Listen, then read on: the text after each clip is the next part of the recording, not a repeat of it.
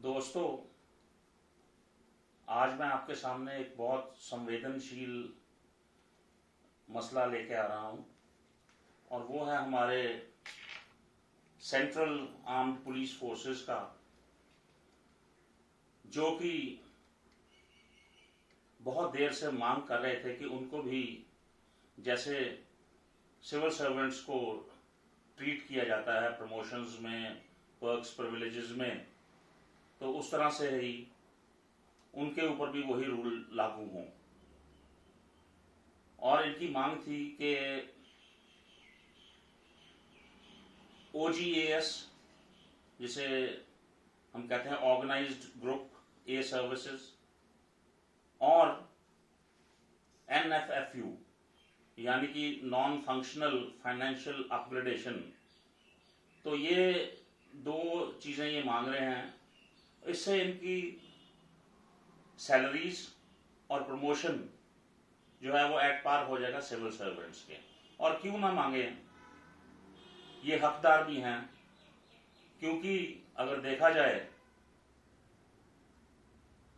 तो जो central armed police force है हमारी, वो कहीं ना कहीं, जिसको हम पैरामिलिट्री फोर्स भी कहते हैं, तो वो एक सिविल मिलिट्री इक्वेशन का एक कंटूर है हमारे देश का। ये वो सिविल में भी काम करती है और जरूरत पड़ने में वो मिलिट्री जैसा भी काम करती है। तो ये जो दो इनकी बहुत जायज मांगे हैं, और जो 2015 में दिल्ली हाई कोर्ट ने भी ग्रांट कर दी थी, और 6th पे कमीशन ने भी इसको अकॉर्ड किया था, ग्रांट किया था। दोनों ही चीजें इनको प्रदान की थी, OGAS और NFFU, जैसे मैंने आपको पहले बताया।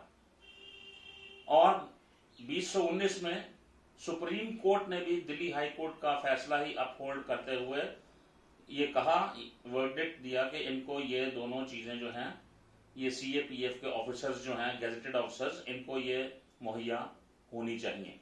लेकिन टॉप ब्रास बाबूडम इस देश में जो इतना ज्यादा उसकी पकड़ है कि वो अपने हिसाब से चलता है, और जो उनको सूट करे वो काम जल्दी हो जाता है, जो उनको सूट ना करे वो काम होता ही नहीं। तो उसी तरह से जो IPS लॉबी थी, देखिए ये क्या इनकी त्रासदी, मैं कहूंगा ये त्रासदी ही है कि ये लोग, ये ऑफिसर्स जो ऑल इंडिया लेवल पे जहां भी इंसर्जेंसी होती है वहां ये जाते हैं। पंजाब में इन्होंने ड्यूटी दी, कश्मीर में ये ड्यूटी दे रहे हैं, लेफ्ट विंग में छत्तीसगढ़ और वहां जो रेबिलियन है सारे हमारे देश में, वहां पे इनकी ड्यूटी है, और हाईएस्ट लेवल ऑफ सेक्रीफाइस इनका है। और इनसे बेहतर वेपनरी की ट्रेनिंग, इनसे ज्यादा टफ ट्रेनिंग, इनसे ज्यादा टैक्टिकल ट्रेनिंग मैं नहीं समझता हूं किसी और ऑफिसर के पास या सिविल सर्वेंट्स के पास भी होगी। तो कहीं ना कहीं हम अभी भी वो कॉलोनियल वातावरण में ही, गुलामी के वातावरण में ही जी रहे हैं, जहां पे अंग्रेजों ने बाबूडम को, अफसरशाही को प्रफुल्लित किया था, प्रमोट किया, और अभी चंद IP जो हाईएस्ट रैंक्स हैं इनके CAPF के, जैसे CRPF है, ITBP है, SSB है, CISF है, BSF है, इनकी जो टॉप पोस्ट हैं उनके ऊपर IPS ऑफिसर बिठाए जाते हैं, ADGP लेवल, DGP लेवल। मैं समझता हूं ये तो बिल्कुल ही एक नकारात्मक सोच है, क्योंकि जो गेजेटेड ऑफिसर्स CAPF के नीचे से काम कर रहे हैं, अपनी बटालियंस के साथ काम कर रहे हैं, उनको जितना ज्यादा अपनी ऑर्गेनाइजेशन का पता है, एक बाहर का IPS ऑफिसर आके बैठ जाता है जो हर तरह की सहूलत ले रहा है। ये OGAS की सहूलत इनको मिल रही है, NFFU की सहूलत मिल रही है। तो मैं समझ रहा हूँ कहीं ना कहीं हमारी सेंट्रल आर्म्ड पुलिस फोर्सेस में एक फ्रस्ट्रेशन का माहौल आ रहा है, और तभी यही कारण है कि इनके अलग अलग साइट्स कई दफा मैं देखता हूं, सोशल मीडिया में देखता हूं, जहां पे ये पैरामिलिट्री फोर्सेस के ऑफिसर्स और जवान कई दफा अपनी फ्रस्ट्रेशन, अपनी जो भड़ास है वो सोशल मीडिया के द्वारा वो निकालते हैं, और वो जब आम आदमी तक बात जाती है तो ऐसा लगता है जैसे देश अखंडित हो रहा है। हमें अपनी फोर्सेस पे बहुत ज़्यादा मान है, फोर्सेस पे बहुत ज़्यादा भरोसा है, लेकिन सरकारों को भी देखना चाहिए कि जो उनकी बनती जगह है, जो उनके बनते हकूक हैं, वो उनको प्रॉपरली मिलने चाहिए। तो मैं ज़्यादा बात ना कहता हुआ ये कहूँगा कि 1960 से जब ये सेंट्रल आर्म पुलिस फोर्सेस का गठन हुआ, उसके बाद इन्होंने हिंदुस्तान में हर जगह, हर एक माहौल में और हर एक तनावपूर्ण स्थिति में इन्होंने बहुत अच्छा काम किया है। हाँ, एक बात मैं जरूर मानता हूं कि इनके जो रिक्रूटमेंट का प्रोसीजर है, जो वो भी यूनियन पब्लिक सर्विस कमीशन ही ऑर्गेनाइज करती है इनके टेस्ट, लेकिन जरूर उस लेवल के नहीं होते हैं जैसे आईएएस या आईपीएस के हैं।